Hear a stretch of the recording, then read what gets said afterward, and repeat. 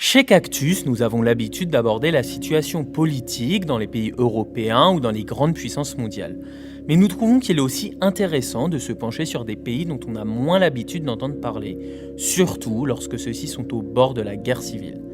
C'est pour ça que nous avons décidé de nous intéresser au Soudan, un pays de 45 millions d'habitants dans lequel les conflits se multiplient depuis près d'un siècle, particulièrement frappé par l'instabilité politique depuis 2019.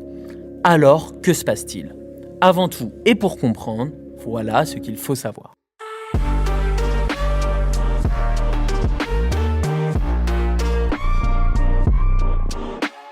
Commençons par une rapide chronologie de l'histoire soudanaise. À la fin de la Seconde Guerre mondiale, le pays est divisé en deux, une partie nord et une partie sud, administrée par le gouvernement britannique en collaboration avec le gouvernement égyptien. Mais en 1946, les deux contrées sont fusionnées en une seule et même région administrative, formant un Soudan unifié. Le pays prend son indépendance entre 1953 et 1956, mais de fortes tensions internes débutent. Une première guerre civile éclate en 1955 entre le nord et le sud, et ne s'achèvera qu'en 1972.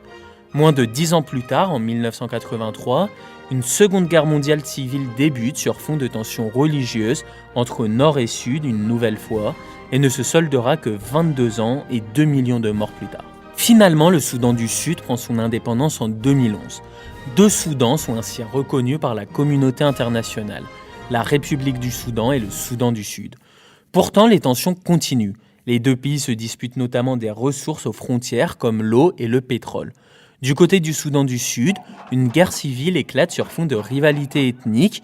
La République du Soudan, elle, connaît une révolution à partir de 2018.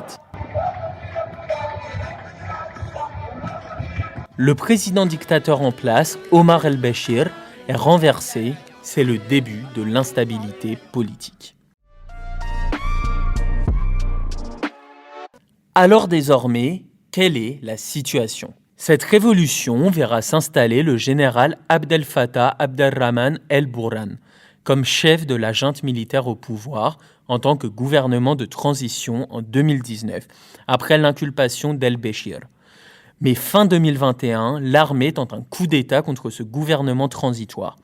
Le général Mohamed Hamam Dogolo, surnommé Hemeti, numéro 2 du Conseil de souveraineté mais aussi chef des forces de soutien rapide, les FSR, une milice paramilitaire, affirme que c'est la mauvaise gouvernance qui a précipité la tentative de putsch. Pourtant, celle-ci n'aboutit pas. Al-Bourhan forme un nouveau Conseil de souveraineté de transition dont il prend la tête. Le général Al-Bourhan est donc chef de l'État et chef de l'armée régulière soudanaise. Hemeti, le numéro 2 du régime, initialement allié d'Al-Bourhan, s'est petit à petit placé en rupture vis-à-vis de ce dernier. Les deux hommes sont en désaccord complet sur la stratégie à mener. Al-Bourhan veut que les FSR soient intégrés au sein de l'armée régulière, ce que refuse catégoriquement Hemeti. Ce dernier, au contraire, veut que sa milice paramilitaire prenne le contrôle du pays. Le Soudan se retrouve donc dans cette situation où deux généraux issus du même bord se disputent la première place du régime. Si depuis plusieurs semaines les tensions se faisaient ressentir, elles se sont transformées en véritable guérilla depuis samedi 15 avril, où la capitale, Khartoum, s'est réveillée sous le bruit des tirs, des artilleries et des avions de combat. Les FSR ont annoncé avoir pris le contrôle de l'aéroport de la capitale. Ils affirment aussi tenir le palais présidentiel et contrôler le QG de son état-major, l'un des principaux complexes du pouvoir à Khartoum. Un ensemble d'affirmations que dément l'armée. Les deux camps revendiquent aussi avoir pris le contrôle de la télévision d'État.